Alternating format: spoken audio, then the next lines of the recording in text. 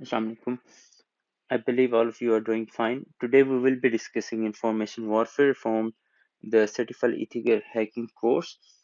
And previously we have discussed the basics of the information security in the cyber security, including different types of attacks, different type of malwares, viruses, trojans, and specifically we have thoroughly discussed incident response planning and teaming, and also obviously advanced persistent threats as well. तो उसके बाद जो next हम move कर रहे हैं हम लोग इंफॉर्मेशन वॉरफेयर के ऊपर मूव कर रहे हैं information warfare in very simple words it's use of ICTs जो technology information and communication technologies आपके पास अवेलेबल है to gain competitive advantage over an opponent. ठीक है, opponent could be a state, could be a corporate, could be a person, whatever, depending upon the aim and the hack value. अभी information warfare में major जो चीजें आती हैं वही आती है कि जो इंफॉर्मेशन है उसके थ्रू ही आप, अगर आप खुद को सेव कर रहे हो तो थ्रू द इंफॉर्मेशन, अगर आप किसी को एक्सप्लॉइट कर रहे हो that is also through the information, जिसको हम कहते हैं द वॉर ऑफ डेटा। ठीक है, जिसे हम कहते हैं ना जो वॉर है वो डेटा की है, तो उसी में हम लोग इसको डिस्कस करते हैं। इसमें हमारे पास मेजर दो कैटेगरी जो हैं वो डिफाइंड है, जो कि जेनेरिक हमारे पास होती हैं। लाइक डिफेंसिव इंफॉर्मेशन वॉरफेयर होती है, उसके बाद हमारे पास ऑफेंसिव इंफॉर्मेशन वॉरफेयर होती है। अब डिफेंसिव जिसका नेम हमें रिफ्लेक्ट कर रहे थे, defensive could be anything that protects और assets, it could be anything that protects your asset. It must have tools, techniques, strategies, tactics to defense or to defend against different threats that are being posed by our opponents or are being posed by the adversaries. इसमें अगर आप देखते हो simple, तो आपके जितने भी ICT के एसेट्स होते हैं उनको इसने प्रोटेक्ट करना बेसिकली। अब डिफेंसिव वॉरफेयर को अगर हम डिस्कस करें हल्का सा, तो उसमें प्रिवेंशंस की टेक्निक्स कौन सी आनी है, कौन से प्रिवेंशंस के टूल्स उसमें आने हैं, कौन से सिक्योरिटी कंट्रोल्स ऐसे हैं जो आपने इनहेरिट करने हैं। उसके बाद डेटरेंस के लिए आपने क्या चीजें करनी है, डेटरेंस सिक्योरिटी कंट्रोल्स होते हैं जिस तरह से, उस तरह की आपने, अब ये डिपेंड करता है लेवल इनका और डिपेंड करती है इनकी स्केलेबिलिटी कि आप किस लेवल की बात करें। अगर स्टेट की बात हम करते हैं, स्टेट स्पॉन्सर्ड लेवल पे या स्टेट के लेवल पे, तो ये कंट्रोल्स उधर डिफरेंट है। उधर प्रिवेंशन के कंट्रोल जरा हाई लेवल के हैं, उधर डेटरेंस के कंट्रोल जरा हाई लेवल के हैं। और जब आप इसको एक माइनर लेवल पे डिस्कस करते हो फिर सिंपल है। प्रिवेंशन में आप लोग लाइक इंक्रिप्शन ले जाते हो, समटाइम टेक्निकल भी आती है उसमें, प्रिवेंटिव में भी आती है। डेटरेंस में कैमराज होते हैं, साइंस होते हैं आपके पास, जो कि साइकोलॉजिकली थोड़ा सा अटैकर को डिस्करेज करते हैं कि वो ये चीजें ना करे। देन अलर्ट्स आते हैं। अलर्ट्स वो भी ऑब्वियसली उनका भी यही काम है कि उन्होंने, अगर कोई एक्टिविटी ऐसी हो रही है जो कि अप्रोप्रिएट नहीं है या that is not good for the health of the system, तो वो उसके लिए एक अलर्ट्स, एक नोटिफिकेशन, एक पुश नोटिफिकेशन जनरेट करता है ताकि वो टीम जो उधर बैठी हुई जो इस चीजों को मैनेज कर रही है उसको पता चल जाए इस चीज का। तो इसी तरह डिफरेंट डिटेक्टिंग टेक्नोलॉजीज भी होती हैं, जिस तरह आपके पास आईडीएस होते हैं, हमारे पास end to end detection systems हैं डिफरेंट, वो भी इसमें इन्वॉल्व होते हैं प्रॉपरली। और इमरजेंसी के लिए आपके पास अगर कोई चीज, कोई इंसिडेंट रेज होता है, जैसे आईआरटीज आपके पास पड़ी हुई होती है, इंसिडेंट रिस्पांस टीम्स, वो भी जो आपके पास डिफेंसिव वॉरफेयर का ही, इंफॉर्मेशन वॉरफेयर का ही हिस्सा होती हैं। तो ऑर्गेनाइजेशंस डिफरेंट जो डेडिकेटेड इंसिडेंट रिस्पांस टीम्स जो हैं उनको क्रिएट किया हुआ होता है, जो कि इन्वेस्टिगेट करती हैं और मिटिगेट करती हैं साइबर इंसिडेंट्स को। इनके प्रॉपर प्रोटोकॉल्स बने हुए होते हैं, प्रॉपर प्रोसीजर्स बने हुए होते हैं, जिनमें सिक्योरिटी ब्रीचेस को कंटेन करना, उसके बाद सिक्योरिटी ब्रीचेस अल्लाह ना करे अगर हो जाती हैं तो उसको किस तरह से आपने मैनेज करना। प्रॉपर जितने भी आईआईटी के फेसेस होते हैं, एरेडिकेशन, रेमिडिएशन, कंटेनमेंट, व्हाटएवर, वो सारे इन्होंने इसमें प्रॉपरली इंप्लीमेंट करने होते हैं। और फ्यूचर में वैसे एक्सप्लॉइटेशन को इन्होंने सेव करना होता है। तो ये हमारे पास एक एस्पेक्ट होती है आईआरटी जो है इमरजेंसी प्रिपेयरनेस की, और इसके अगेंस्ट आप रिस्पॉन्स भी लेके आ रहे होते हैं ना, कि इन केस आपके पास अटैक्स हो रहे हैं तो आपने किस तरह उसको मिटिगेट करना है। फॉर एग्जाम्पल अगर डॉस अटैक आपके पास आ जाता है तो आपने रेट लिमिटेशन करनी है, आपने उसको ऑब्जर्व करने के लिए बैंडविड्थ को एक्स्ट्रा बढ़ा देना है, या आपने उसको बिल्कुल ही कट आउट कर देना है कि जो आपको एको के मैसेजेस आ रहे हैं वो उसको रिस्पॉन्ड ही ना करे। तो ये हमारे डिफेंसिव वॉरफेयर में चीजें आ जाती हैं बहुत सारी। और इसके अलावा डिफेंसिव की अगर आप बात करते हो तो साइबर डिफेंस ऑपरेशन सेंटर्स होते हैं कुछ, जो गवर्नमेंट्स ने एस्टेब्लिश किए हुए होते हैं, ये क्या करते हैं, ये मॉनिटर करते हैं, डिटेक्ट करते हैं, रिस्पॉन्स करते हैं साइबर थ्रेट्स को इन रियल टाइम। हमारी फील्ड में साइबर सिक्योरिटी में रियल टाइम थ्रेट्स को डिटेक्ट करना या मिटिगेट करना या उनको रिस्पॉन्ड करना इज अ ह्यूज टास्क। और करंटली अगर आप देखो तो जितनी रिसर्च हो रही है वो स्पेसिफिकली इस चीज पे हो रही है कि आप रियल टाइम मॉनिटरिंग करो, रियल टाइम चीजों को मैनेज करो, और उसी टाइम उनको जो है प्रॉपर रिस्पॉन्डिंग करके उनकी एक प्रोफाइलिंग करो। इसी के ऊपर आप जितनी भी लेटेस्ट रिसर्च पढ़ोगे, for example zero trust architecture आगे हम डिस्कस करेंगे इंशाल्लाह, तो उसमें भी यही चीज है कि आप बिल्कुल ही किसी पे ट्रस्ट ना करते हुए जितनी चीजें होती हैं उसको कोशिश करते हैं रियल टाइम में एंटरटेन करते जाएं। तो डिफेंसिव की ये मैंने दो टर्म्स अभी आपके पास डिस्कस किए हैं, डिफेंसिव इंफॉर्मेशन वॉरफेयर की, कि साइबर डिफेंस ऑपरेशन सेंटर्स होते हैं आपके पास, जिससे हमारे पास सॉक्स होते हैं। तो इसी तरह हमारे पास इंसिडेंट रिस्पांस टीम भी होती है। और इसके अलावा इसमें जो एक मेजर चीज डिफेंसिव वॉरफेयर में that plays a key role is cyber security awareness training. Suppose you have a very sound knowledge of cybersecurity, and you don't know how you can implement that knowledge, how you can applicate that knowledge of the cybersecurity on a specific job, तो वो आपके किसी काम का नहीं आएगा। तो cyber security awareness training जो होती हैं, they are all about giving the user awareness about how he or she can implement the acquired knowledge of the cybersecurity in a specific field। तो जब एक पर्सन अवेयर नहीं है एक चीज के बारे में, तो वो अपने नॉलेज को, साइबर सिक्योरिटी के नॉलेज को प्रॉपरली इंप्लीमेंट नहीं कर पाएगा कभी भी। तो अगर मैं आपको बताता हूँ कि हमने आईडीएस लगाना है, हमने आईपीएस भी लगाना है यहाँ पे, या फॉर एग्जांपल हम डिफेंस इन डेप्थ की तरफ जा रहे हैं, उसकी ये रीजंस थी, इस तरह से था, तो अगर यूजर अवेयर होगा तो यूजर उसके अकॉर्डिंग उसको रिस्पॉन्ड करेगा। उसको कल जब कोई सोशल इंजीनियरिंग की ईमेल आएगी तो वो उसको उस देखते हुए रुकेगा कि नहीं, ये काम मैंने नहीं करना, हमारे पास ऑलरेडी पहले एक थ्रेड जनरेट हुआ हुआ है। तो ये तभी होगा जब यूजर अवेयर होगा। तो इसके लिए हम लोग कहते हैं साइबर सिक्योरिटी अवेयरनेस ट्रेनिंग जो है वो भी डिफेंसिव इंफॉर्मेशन वॉरफेयर का हिस्सा होती है। ऑफेंसिव में अगर आप डिस्कस करो तो ऑफेंसिव इसके बिल्कुल ऑपोजिट होता है।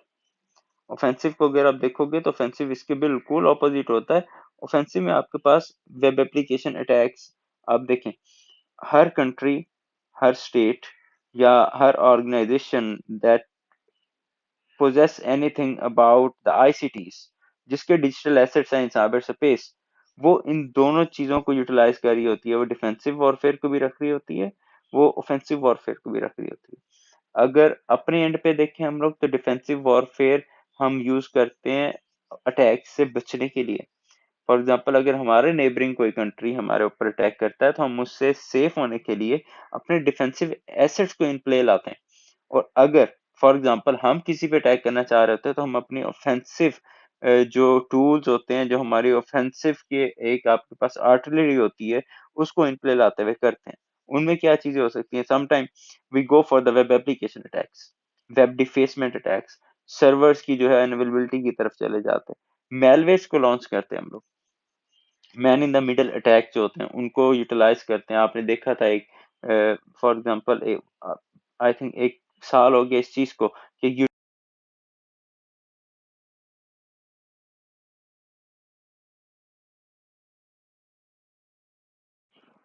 लाइव चैनल जो है वो एक यहाँ पे हैक हुआ था, उससे फिर इन्होंने प्रॉपरली चीजों को जो है वो जिसे पिंग करते हैं। फॉर एग्जांपल, आपकी लाइव स्ट्रीम चल रही है, लाइव स्ट्रीम के इन बिटवीन आप उसको इंटरप्ट करके तो अपना जो आपका एजेंडा होता है वहां पे चला देते हैं। तो ये आपके पास man in the middle attack का भी सिनेरियो था। और उसके बाद सिस्टम हैकिंग की तरफ आप जाते हैं, जो सिस्टम्स आपके इन प्ले हैं, जो चल रहे हैं, तो उनको भी आप ब्रेक करने के लिए डिफरेंट चीजों को यूटिलाइज करते हो। जिस इसमें अगर एग्जांपल आप देखें, स्टक्सनेट जो हमने डिस्कस किया था एपीटी के कॉन्टेक्स्ट में, वो एक्चुअल में सिस्टम हैकिंग ही है। और वो वेरियस जो एडवांस्ड चीजें होती हैं इसकी साइबर सिक्योरिटी की, उसको इम्प्लीमेंट करते हुए बड़े सोफिस्टिकेटेड वे में इम्प्लीमेंट किया गया था। तो इसमें अगर ऑफेंसिव इंफॉर्मेशन वॉरफेयर में देखें ना, तो उसमें की कंपोनेंट जो होता है, डिस इंफॉर्मेशन कंपेन्स भी होती हैं, कि जो नेशन स्टेट्स होती हैं ना, और जो थ्रेट एक्टर्स होते हैं, वो कंपेन्स लॉन्च करते हैं डिस, जो कि स्प्रेड कर रही होती हैं फॉल्स या मिसलीडिंग इंफॉर्मेशन, कि उसकी इंटेंट मेजर ये होती है कि पब्लिक को मैनिपुलेट किया जाए, उनकी ओपिनियन को मैनिपुलेट किया जाए टू सो द डिस्कॉर्ड, और आप कह देते हैं undermine the trust of the institutions. ठीक है, जो आपके पास इंस्टीट्यूशंस होते हैं बड़े रिस्पेक्टफुल होते हैं, उन पे जो है डिफरेंट आप इस चीज को इम्प्लीमेंट करो कि लोगों की जो राय है उसके बारे में बुरी बने। ठीक है, उससे क्या होता है आपके पास जो डिसइंफॉर्मेशन इतनी ज्यादा इसको स्प्रेड की जाती है कि जो actual phase of that thing होता है वो हाइड हो जाता है, वो कंप्लीटली हाइड हो जाता है। तो ये एक ऑफेंसिव वॉरफेयर का हिस्सा होती है। उसके अलावा समटाइम ये होता है कि कोई लार्ज स्केल डीडोस अटैक्स हो जाते हैं, क्रिटिकल इंफ्रास्ट्रक्चर्स होते हैं हमारे पास, उसमें इस तरह से हो जाता है। जिस तरह से अगर आप देखें ना तो 2007 में एस्टोनिया में बड़े एक सीरीज ऑफ डीडोस अटैक्स आई थी, जो कि गवर्नमेंट के ही बैंक्स को और मीडिया को और इन चीजों को सिर्फ वो करती थी टारगेट, और बड़े बुरे तरीके से वो लोग इफेक्ट हुए थे इससे। फिर इसके अलावा अगर आप देखो ऑफेंसिव वॉरफेयर की एग्जांपल अगर आपको डिस्कस करूं तो मैं साइबर स्परनेज जो होती है वो भी इसी में आती है। जो स्टेट स्पॉन्सर्ड हैकिंग ग्रुप्स होते हैं वो प्रॉपर कंपेन्स लॉन्च करते हैं कि सेंसिटिव इंफॉर्मेशन, इंटेलेक्चुअल प्रॉपर्टीज जो होती हैं, ये जो क्लासिफाइड इंफॉर्मेशन होती है चीजों की, उसको वो वहां से किसी तरह पिक करें और उसको यूटिलाइज करें अपने बेनिफिट के लिए। बेसिकली डेफिनेशन में इंफॉर्मेशन वॉरफेयर की यही कहती है ना कि आप आईसीटीज को यूज करते हुए कंपैटिटिव एडवांटेज गेन करो। तो साइबर स्पियोनेज जब आप देखते हो तो उसमें भी यही चीज होती है, वो भी मेजर यही काम कर रही होती है कि जो भी आपकी इंटेलेक्चुअल प्रॉपर्टी है, क्लासिफाइड डाटा है, गवर्नमेंट एजेंसीज का हो, मिलिट्री का हो, कॉर्पोरेट एंटिटीज का हो, वो उसको पिक करते हैं और उसके अपने अकॉर्डिंग यूज करते हैं। जिस तरह आप अगर देखें चाइनीज साइबर स्पेनेज ग्रुप है एक APT4 के नेम से, APT41 उसको हम कहते हैं। उसको वेरियस ऐसे अटैक्स के साथ जो वो अटैक किया गया अटैच कि ये प्रॉपरली एक बड़ा डिफाइंड और बड़ा वेल थॉट प्रोसेस के साथ इसको आगे लेके आते हैं अटैकिंग की तरफ। तो ये हमारे पास एक थॉरो इंट्रोडक्शन हो गया इंफॉर्मेशन वॉरफेयर का, जिसमें दोनों टाइप्स हमने डिस्कस की हैं, डिफेंसिव एंड ऑफेंसिव वॉरफेयर। अब अगर इसको आगे आप मूव करते हैं ना तो इसमें आप देखें तो डिफरेंट आपके पास इसकी टाइप्स जो हैं वो मेंशन है यहाँ पे। आपके पास कमांड एंड कंट्रोल वॉरफेयर है, इंटेलिजेंस बेस्ड वॉरफेयर है, इस तरह की डिफरेंट चीजें। अब कमांड एंड कंट्रोल को अगर आप देखें तो ये सिंपली आपको बता रहा होता है it refers to impact and attack poses over a compromise system.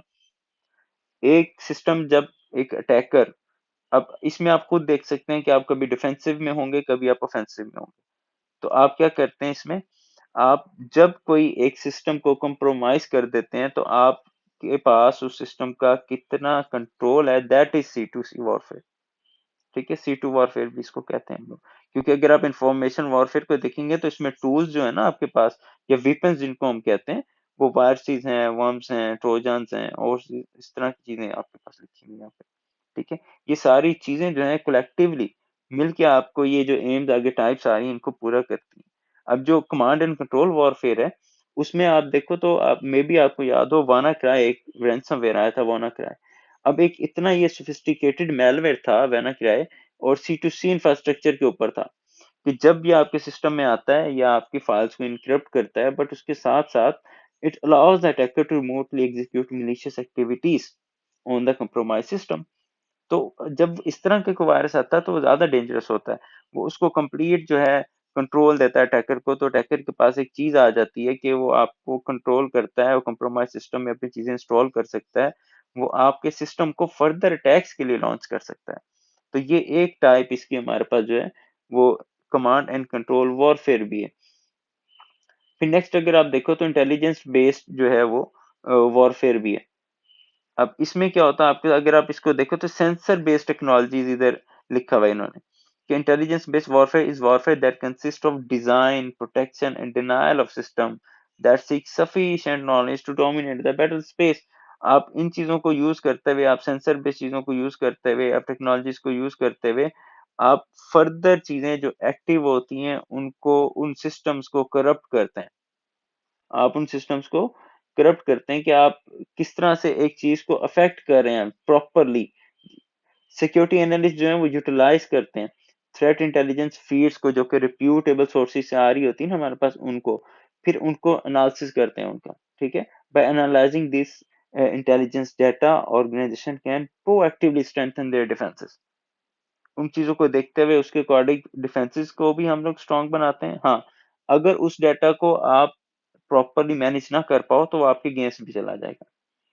जिस तरह आपके पास एक आई न्यू इन्फॉर्मेशन आती है कि अभी रिसेंटली ये साइबर अटैक जो है वो हो रहे हैं, उनमें ये चीजें इस तरह से चल रही हैं, तो आप इसको अपने अगर इसको इम्प्लीमेंट करते हो अपने सीम में सॉक में, तो आप डिफेंस की तरफ चले जाते हो। हाँ, अगर इसी को उठाते हो और ऑफेंसिव वॉरफेयर वालों को दे देते हो तो वो तो अटैक करेंगे दूसरे पर्सन के ऊपर, तो आप दोनों तरह इनको जो है यूटिलाइज कर सकते होते हो।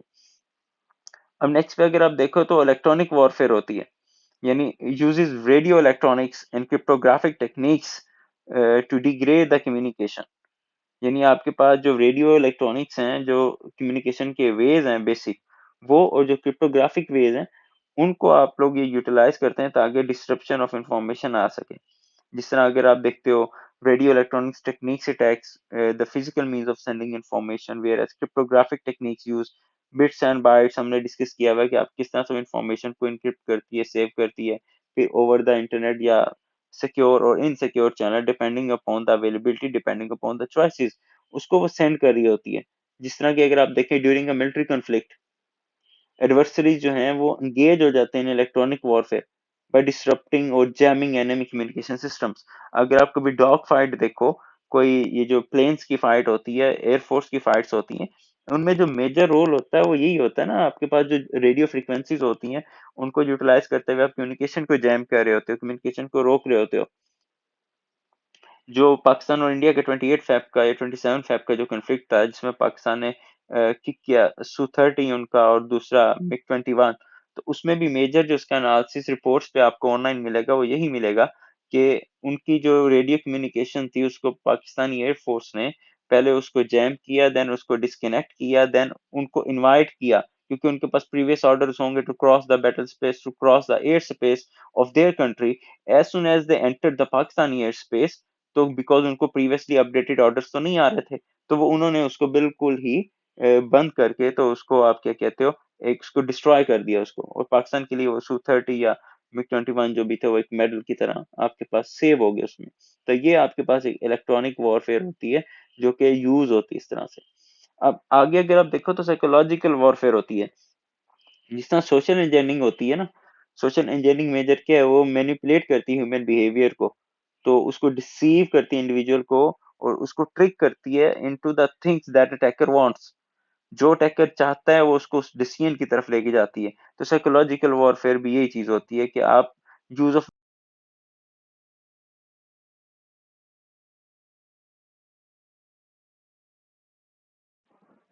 एंड टेरर और demoralise one adversary in an attempt to succeed in battle.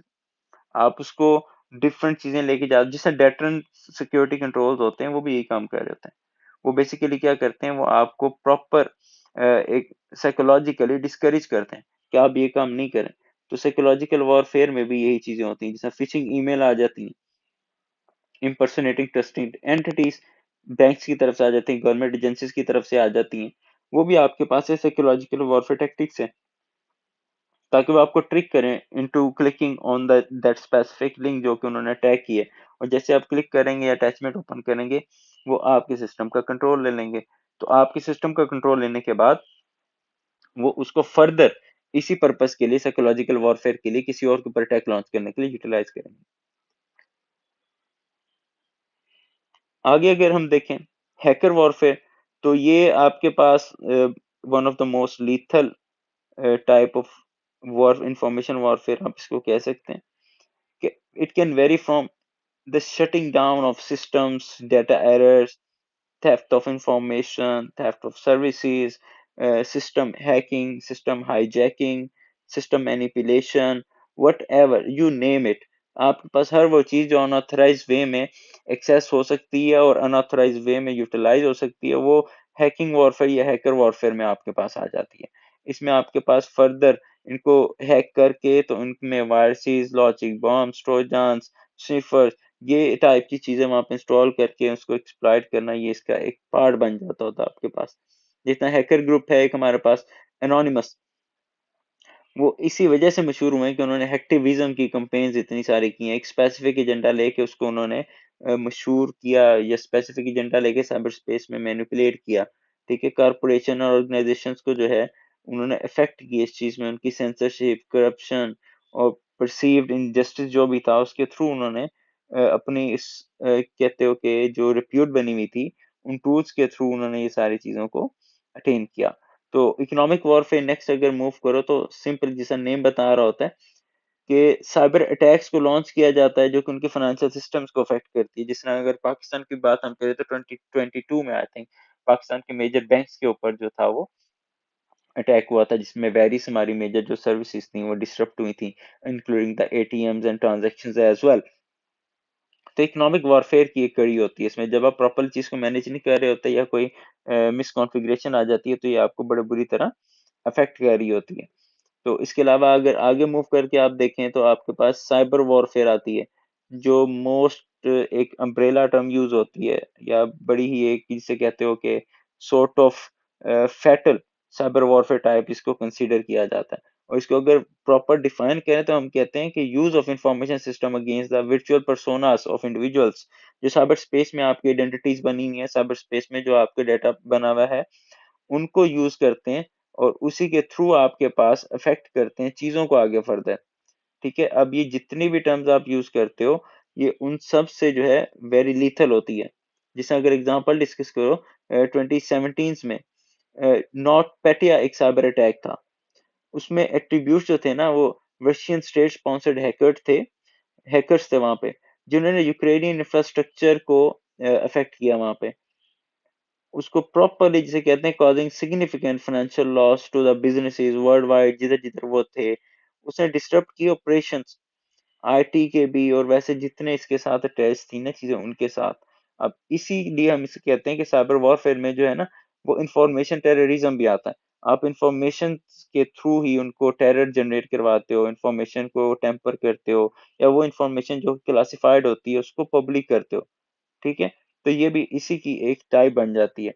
और सिंपली अगर आप देखो इसको जो चीजें ये मेजर इसका क्या फर्क होता है, जैसे सिमेंटिक अटैक्स होते हैं ये हैकर वॉरफेयर की तरह ही है, बट इसमें मेजर जो चीज है वो यही है कि जिस तरह ट्रोजन्स आते हैं कोई या एपीटीज आते हैं वो पार्ट ऑफ दैट सिस्टम बन जाते हैं। वो आपको ये फील नहीं होने देते कि ये चीज सही चल रही है या खराब चल रही है। वो कहता है everything is working perfectly fine, but वो वेट कर रही होती है आपको जब उसका कोई अप्रोप्रिएट टाइम आता है वो उसको एक्सप्लॉइट करती है चीज को, और जो उसका हैक वैल्यू होती है उसको पिक कर लेती है। ये आगे नीचे अगेन ये चीज आगे जो हम शुरू में डिस्कस करके हैं, डिफेंसिव वॉरफेयर और ऑफेंसिव वॉरफेयर। और आई थिंक अभी के लिए it is enough, and next हम मूव करेंगे इंशाल्लाह साइबर किल चेन के ऊपर, और उसको प्रॉपरली डिस्कस करेंगे कि साइबर किल चेन जो है वो किधर किधर यूज होती है, उसकी क्या सिग्निफिकेंस है हमारी फील्ड में, उसकी